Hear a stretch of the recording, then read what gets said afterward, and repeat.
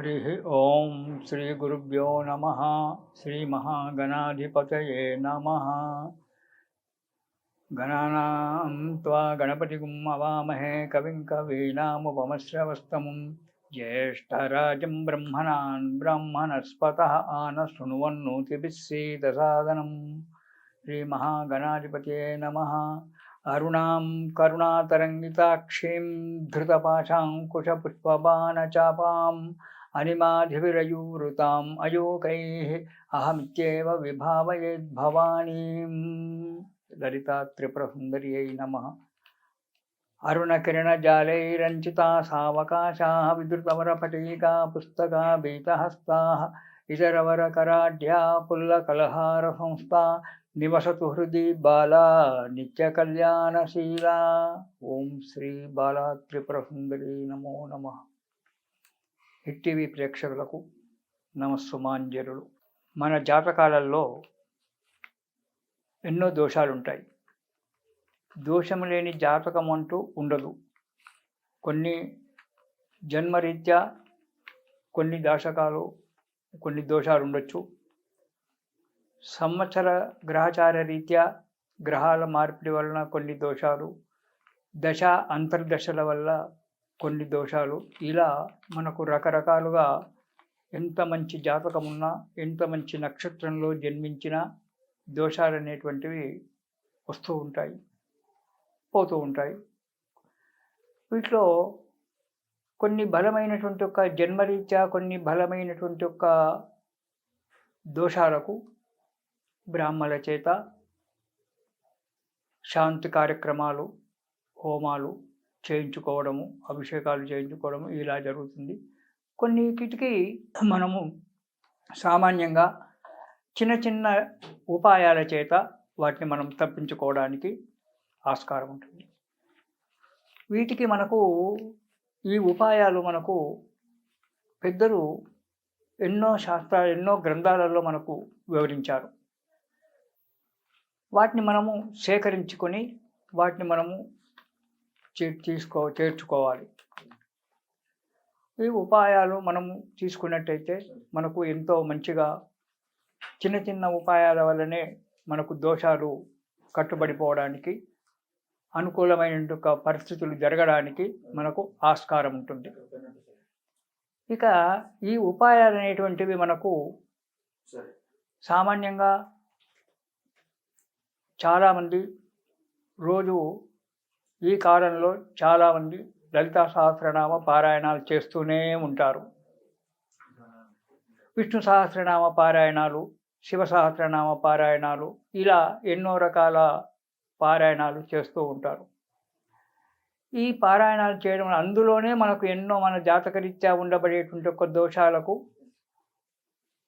జరగననేటువంటి ఒక కార్యక్రమాలు జరిపించుకోవడానికి మనకు ఎన్నో ఉపాయాలు మనకు ఈ లలితా సహస్రనామాలలో వీటిల్లో మనకు చెప్పి ఉన్నారు పెద్దలు. ఇక సహస్రనామాలు సామాన్యంగా చాలామంది దేవుళ్లకు ఉన్నాయి. కొంతమంది ఋషులు రాసినటువంటివి సహస్రనామాలు ఉన్నాయి.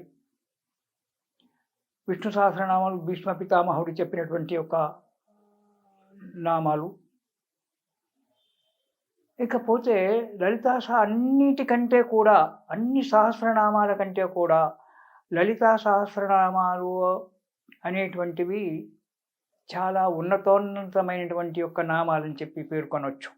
ఎందుకంటే లలితా సహస్రనామాలలో లలితాదేవి యొక్క ముఖములో నుంచి, ఆమె చిరునవ్వులో నుంచి 8 వెలుగులు వచ్చాయి. ఆ 8 వెలుగులు 8 దేవతలుగా మారినారు. వారే వశిన్యాది వాగ్దేవతలు అంటారు. వశిని, కామేశ్వరి, మోదిని, విమల, అరుణ, జైని, సర్వే, కౌలిని అని చెప్పి ఇట్లా 8 మంది దేవతలు ఆమెకు పరివార దేవతలు వచ్చారు. వాళ్ళు చెప్పినటువంటి యొక్క నామాలే లలితా సహస్రనామాలు. ఈ చరిత్ర చెప్పుకోవాలంటే చాలా పెద్దగా ఉంది. ఈ 8 మంది దేవతలు శ్రీచక్రంలో సప్తమ ఆవరణలో 7వ ఆవరణలోనే ఉంటారు. వీళ్ళు మనకు శ్రీచక్ర పూజ చేసుకునేటువంటి వాళ్ళకి అందరికీ కూడా తెలుసు. సప్తమావరణలో ఈ 8 మంది దేవతలు, వశిన్యాది వాగ్దేవతలు అంటారు వీళ్ళను. ఈ వశిన్యాది వాగ్దేవతలు 8 మంది 7వ చక్రంలో, శ్రీచక్రంలో 7వ ఆవరణలో వీళ్ళు ఉంటారు. వీళ్ళు చెప్పినటువంటి ఒక నామాలు అంటే వీళ్ళు ఎక్కడి నుంచి వచ్చారు? లలితాదేవిలో నుంచే ఆవిర్భవించారు. లలితాదేవిలో నుంచి ఆవిర్భవించారు కాబట్టి లలితాదేవి తన నామాలను తను చెప్పుకున్నది కాబట్టి ఇవి ఒక విశిష్టమైనటువంటి ఒక నామాలని చెప్పి మనం చెప్పుకోవడానికి ఆస్కారం ఉంది. ఈ నామాలలో మనకు ఎన్నో రెమెడీలు దొరుకుతాయి, ఎన్నో ఉపాయాలు దొరుకుతాయి. అసలు ఒక్కొక్క నామము ఒక్కొక్క ఫలితాన్ని ఇచ్చేటువంటి ఒక యోగం కూడా ఉంది.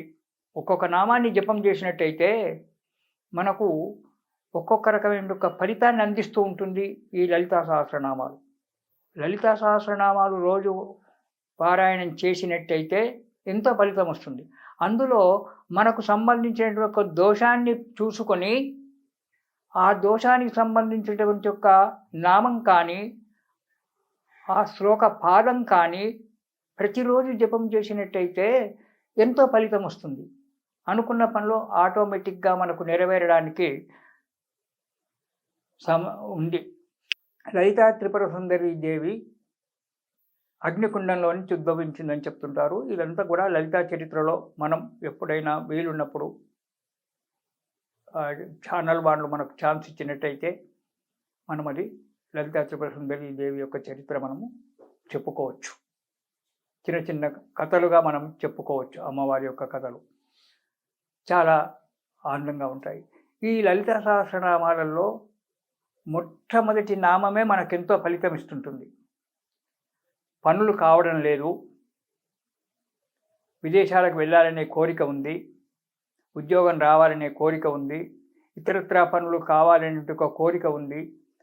అలాంటి వ్యక్తులు మనకు కనుక లలితా సహస్రనామాలలో మొదటి శ్లోకంలో మొదటి పాదము అంటే వీళ్ళు చెప్పినటువంటి ఒక శ్లోకాలు 183. దాంట్లో ఏకపాద శ్లోకాలు ఉన్నాయి, 2 పాదాల శ్లోకాలు ఉన్నాయి.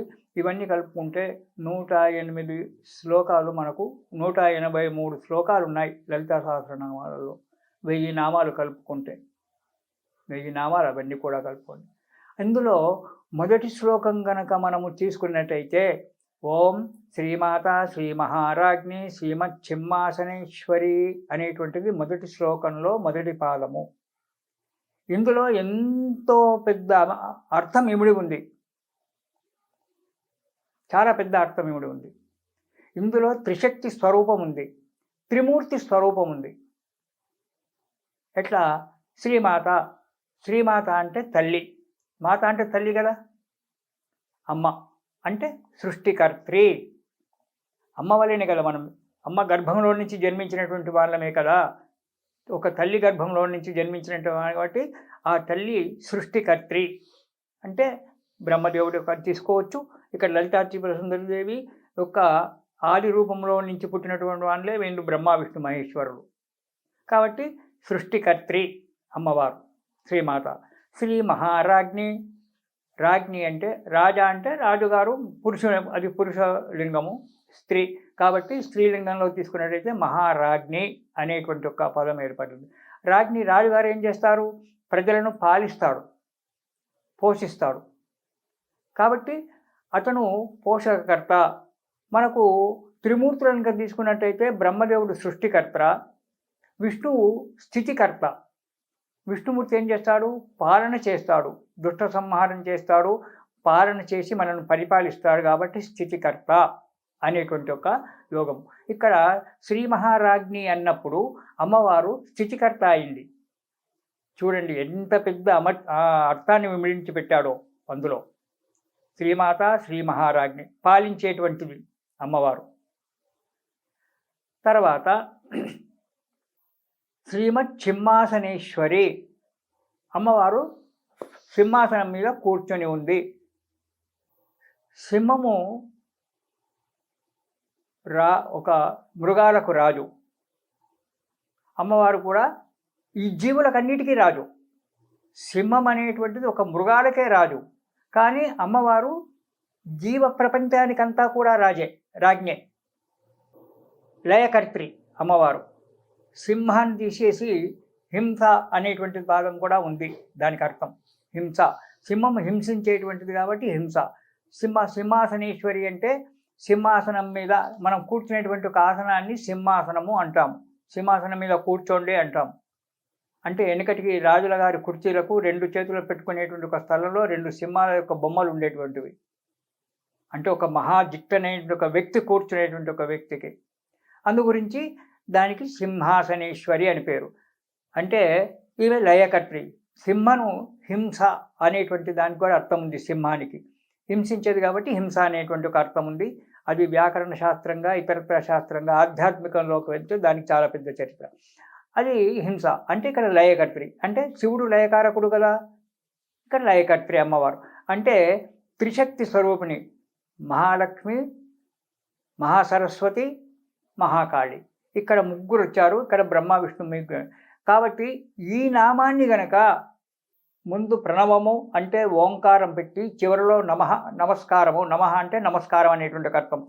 నమః అని పెట్టి ఎవరైతే విదేశాలకు వెళ్ళాలని కోరుకుంటున్నారో, లేక ఉద్యోగం కావాలని కోరుకుంటున్నారో, లేక ఇతరత్ర పనులు తొందరగా కావాలని కోరుకుంటున్నారో అలాంటి వ్యక్తులు జాతకంలో ఏదైనా దోషాలు ఉన్నట్టయితే, ఈ కార్యక్రమాలు జరగకుండా ఆటంకాలు ఏర్పడినట్టయితే ఓం శ్రీమాత శ్రీ మహారాజ్ఞి శ్రీమచ్చిమ్మాసనేశ్వర్యై నమః, శ్రీమాత శ్రీ మహారాజ్ఞి శ్రీమచ్చిమ్మాసనేశ్వర్యై నమః అనేటువంటి ఒక్క నామాన్ని గనక ప్రతిరోజు శుచిర్భూతులై అంటే స్నానాలు చేసుకొని, అలంకారం చేసుకొని, దేవుడి దగ్గర దీపారాధన చేసి, అమ్మకు నమస్కారం చేసుకుని ఈ నామాన్ని గనక జపము చేసినట్టయితే, అంటే జపం ఎంత చేయాలి గురువు గారని అడుగుతారేమో, 27 సార్లు కానీ, 54 సార్లు కానీ, 108 సార్లు కానీ. అంటే చివరిలో 9 రావాలి మనం. 27 అంటే 2 + 7 9 అయింది. 54 4 + 5 9 అయింది. 108 సున్నకు అక్కడ విలువ లేదు కాబట్టి 1 8 9 అయింది.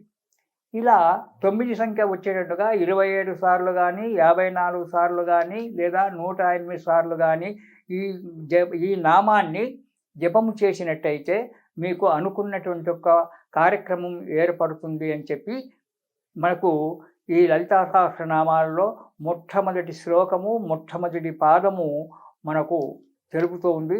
కాబట్టి మీరంతా కూడా ఈ నామాన్ని ఉచ్చరించుకొని తమ పనులు చేసుకోవాలని చెప్పి కోరుకోవడం జరుగుతూ ఉంటుంది. ఇది శుభం.